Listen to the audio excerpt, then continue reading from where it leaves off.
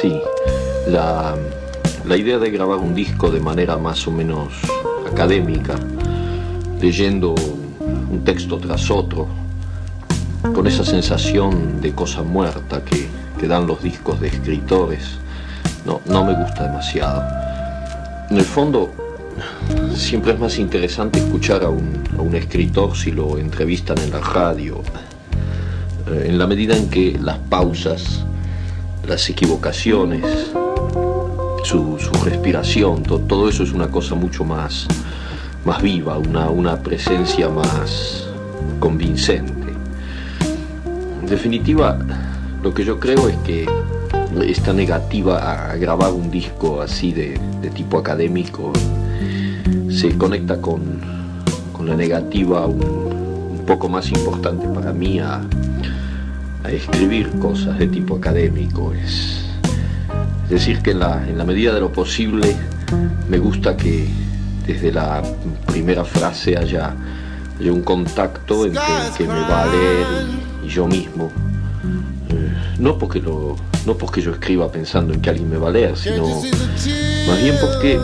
siempre he tenido la impresión de que el hecho mismo de ponerme a escribir significaba de alguna manera una tentativa de contacto, no con personas definidas, no con lectores definidos, probablemente conmigo mismo o con una realidad ajena y exterior con la que se busca precisamente el contacto para que llegue a ser un poco menos ajena y exterior. La verdad es que tengo muchos discos grabados por poetas y novelistas y siempre me ha molestado eso de sentir que un señor lo sientan en una silla en un estudio de grabación y él ha preparado ya determinados textos y hay un gran silencio y luego sale una voz así como de la nada, una voz que parece ya muerta y del otro lado habrá un día un señor que comprará el disco y lo escuchará en su casa y será un poco también como si él estuviera muerto cuando lo escucha. Por eso esta especie de introducciones, porque prefiero improvisar incluso en las lecturas que voy a hacer.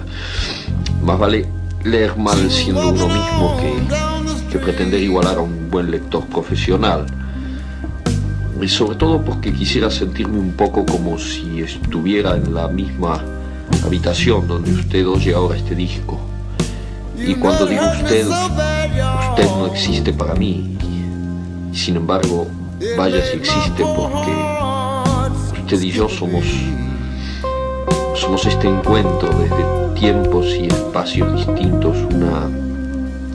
anulación de esos tiempos y esos espacios, y eso es siempre la palabra y la poesía. Digamos entonces que estamos juntos y yo tengo unos cuantos papeles y voy a leer algunos como vayan saliendo. Textos cortos, porque los largos a los 5 minutos de lectura, como desgraciadamente hemos perdido casi por completo el sentimiento oral de la literatura. Los discos de los escritores se empiezan a escuchar con gran atención y respeto y nadie hace ruido al revolver el azúcar en el café, pero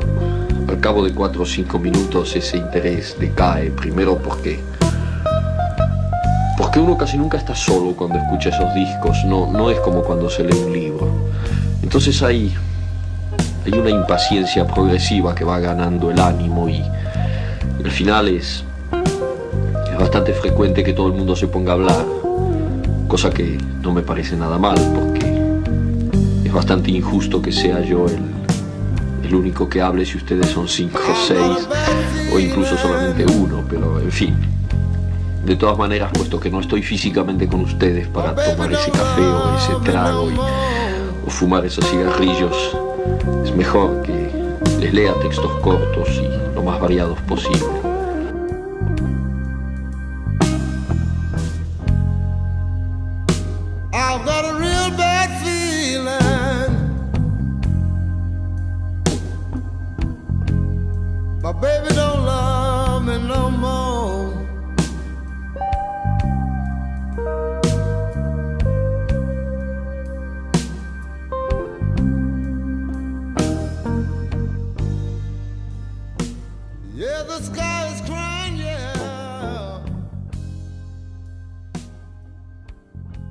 Can't you see the tears